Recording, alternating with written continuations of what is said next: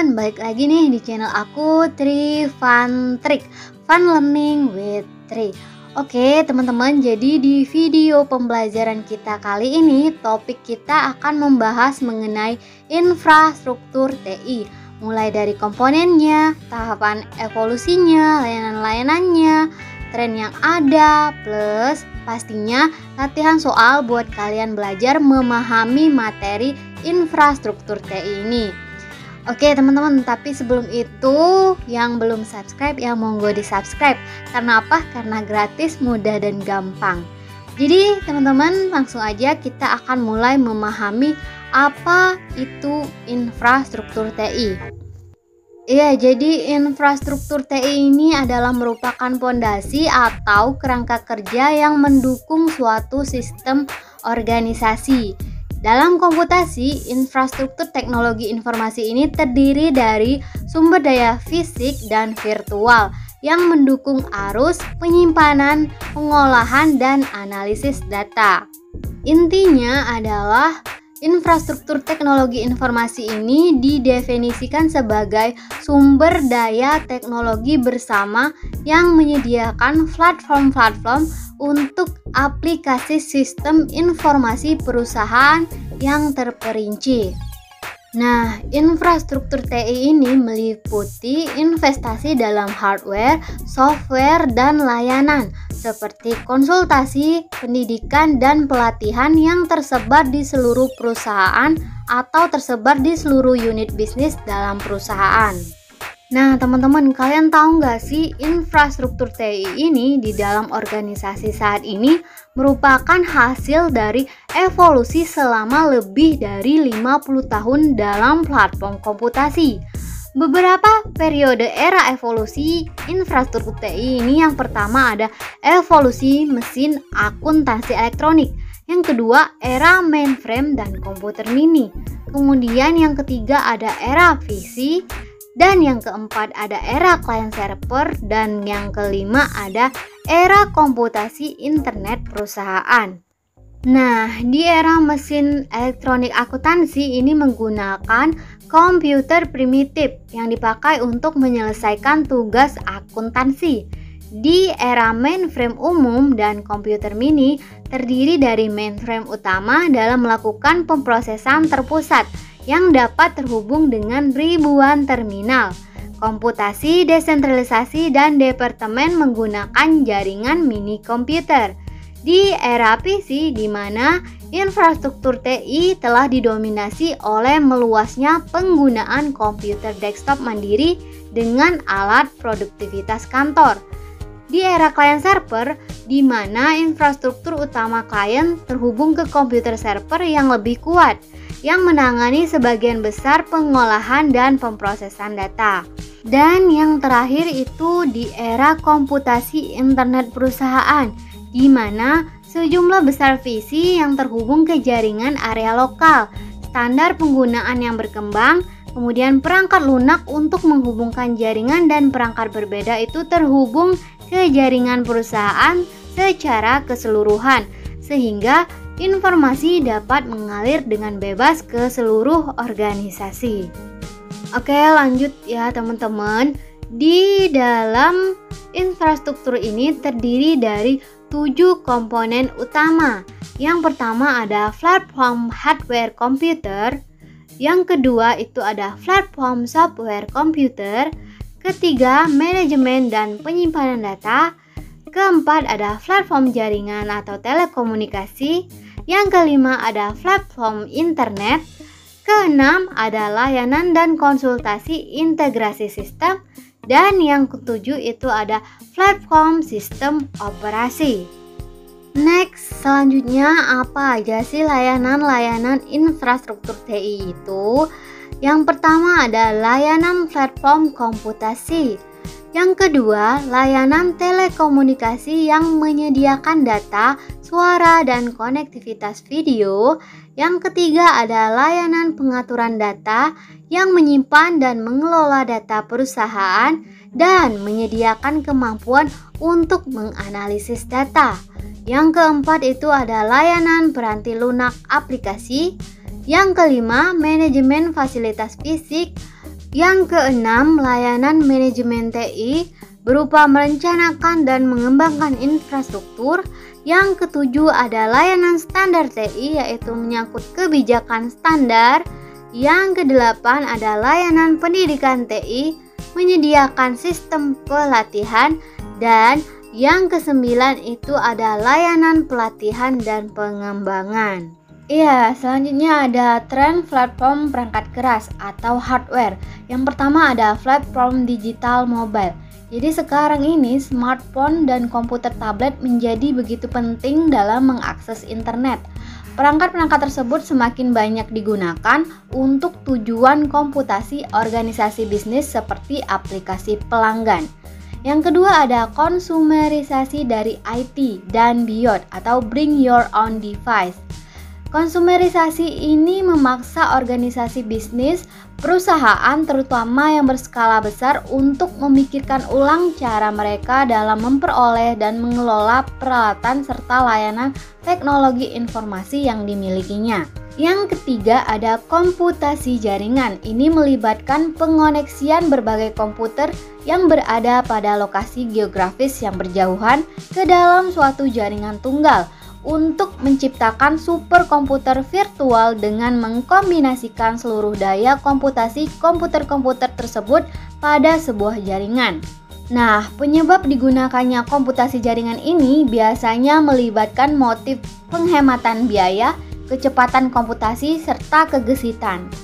Yang keempat itu ada virtualisasi. Ini merupakan proses penyajian serangkaian sumber daya komputasi agar dapat diakses tanpa terbatas oleh fisik dan geografis. Virtualisasi ini membantu organisasi dalam memaksimalkan penggunaan peralatan, menghemat ruang penyimpanan pada pusat data, dan penggunaan energi. Yang kelima itu ada cloud computing. Ini adalah sebuah model komputasi di mana aktivitas pemrosesan, penyimpanan perangkat lunak dan layanan lainnya disediakan layaknya sumber virtual terpadu pada suatu jaringan yang umumnya adalah internet. Kemudian cloud computing ini terdiri atas 3 jenis layanan yang berbeda.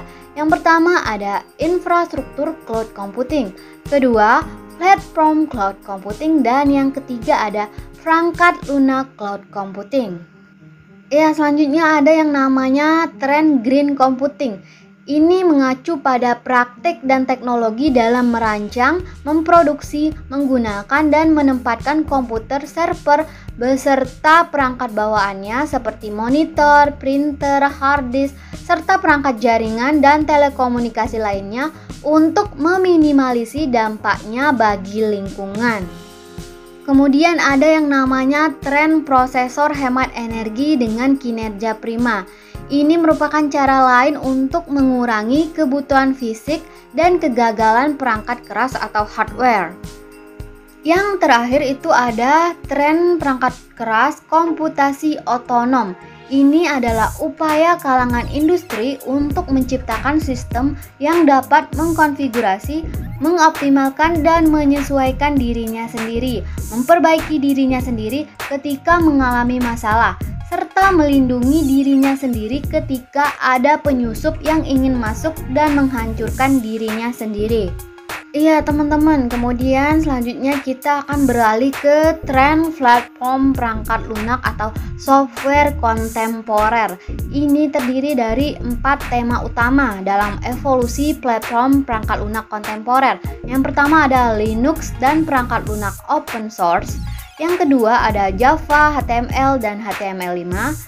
Yang ketiga ada layanan web dan arsitektur berorientasikan layanan. Dan yang terakhir, yang keempat itu ada layanan alih daya lunak dan cloud service. Oke teman-teman, aku rasa materinya cukup sampai sini dulu. Sekarang kita akan ke bagian yang paling kalian tunggu-tunggu nih, yaitu latihan soal. Di sini aku udah rangkum 10 latihan soal buat kalian jawab, buat belajar untuk persiapan tes SKB Pranata Komputer nanti. Yuk langsung aja kita bahas sama-sama. Soal yang pertama.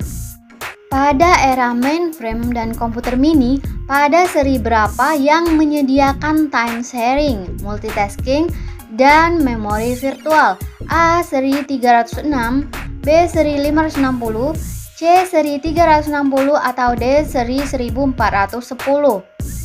Yang mana nih teman-teman jawabannya? Iya, benar sekali teman-teman, jawabannya adalah pilihan yang C, seri 360. Lanjut, soal yang kedua. Berikut ini adalah beberapa hal yang mempengaruhi adanya layanan dan infrastruktur TI, kecuali A. Strategi IT, B. Strategi bisnis, C. Teknologi informasi, atau D. Strategi marketing. Ya teman-teman, jawaban yang benar adalah kecuali yang D, strategi marketing. Beralih ke soal nomor 3. Dari beberapa pilihan berikut ini yang bisa dilakukan dalam pemanfaatan Wi-Fi, kecuali A. Berbagi internet, B. Programmable hardware, C. Mendengarkan musik, atau D. Mencetak dan men-scan.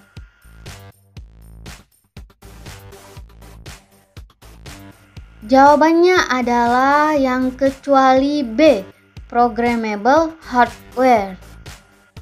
Oke teman-teman, kita beralih ke soal yang nomor 4. Model jaringan yang tidak terbatas pada lokasi fisik seperti LAN yang mengakibatkan suatu network dapat dikonfigurasi secara virtual tanpa harus menuruti lokasi fisik peralatan disebut dengan A. Platform network, B. V1, C. VLAN, atau D. Jaringan penyimpanan data. Iya, benar sekali teman-teman, jawabannya adalah yang C. VLAN. Lanjut ke soal yang kelima. Berikut adalah 7 tren perangkat keras saat ini, kecuali A. Komputasi otonom, B. Green computing, C. Virtualisasi, atau D. Komputasi platform. Iya teman-teman, yang bukan di sini kan tadi udah dijelasin ya. Jawabannya yang bukan adalah D ya, komputasi platform. Oke, kita lanjut ke soal yang ke-6. Dari beberapa tema utama dalam evolusi platform perangkat lunak kontemporer yang bukan termasuk adalah A. Layanan web dan arsitektur berorientasi layanan, B. Layanan IT governance, C. Perangkat lunak open source, atau D. Software outsourcing dan layanan penyimpanan.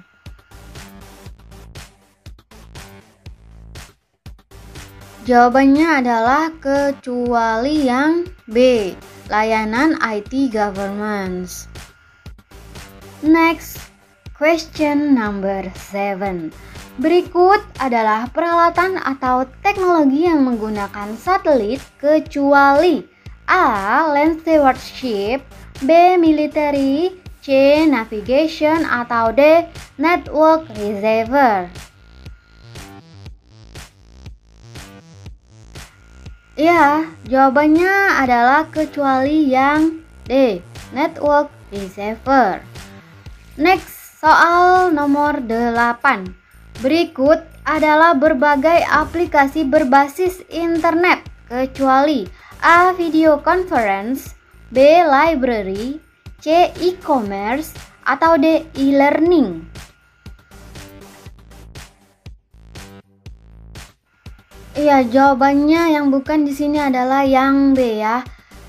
Aplikasinya bukan library. Oke teman-teman, beralih ke soal nomor 9. Masih semangat kan kalian jawabnya? Berikut ini yang merupakan asal kata modem adalah A. Mocap dan D. Modulation, B. Modul dan modem, C. Modulasi dan D. Modulasi, atau D. Modulator dan demodulator. Jawabannya yang tepat adalah pilihan yang D, iya, modulator dan demodulator. Lanjut ke soal yang ke-10. Dalam teknologi yang digunakan jaringan WAN dalam mentransmisikan data, ia mengkombinasikan A. Sinyal analog dan digital, B. Sinyal digital dan Wi-Fi, C. Sinyal analog dan difference, atau D. Sinyal analog dan Wi-Fi. Iya teman-teman, jawaban yang paling tepat adalah pilihan yang A ya, sinyal analog dan digital. Nah, itu tadi soal yang terakhir ya teman-teman buat pembelajaran hari ini. Gimana? Pada benar berapa nih? Semoga kalian bisa pahami apa yang aku udah sampaikan tadi ya teman-teman. Jadi di next video kita akan bahas tentang layanan TI ya. Ditunggu aja pokoknya videonya. Oke teman-teman, aku rasa sekian dulu materi pembelajaran kali ini. Semoga bisa dipahami dan bermanfaat buat kalian. Kalau kalian suka dengan video semacam ini, jangan lupa di like. Kalau mau aku bahas sesuatu yang lain juga boleh di komen. Dan jangan lupa di subscribe kalau kalian gak mau ketinggalan video pembelajaran lainnya. Oke teman-teman, akhir kata, thanks for watching dan sampai jumpa di video aku selanjutnya.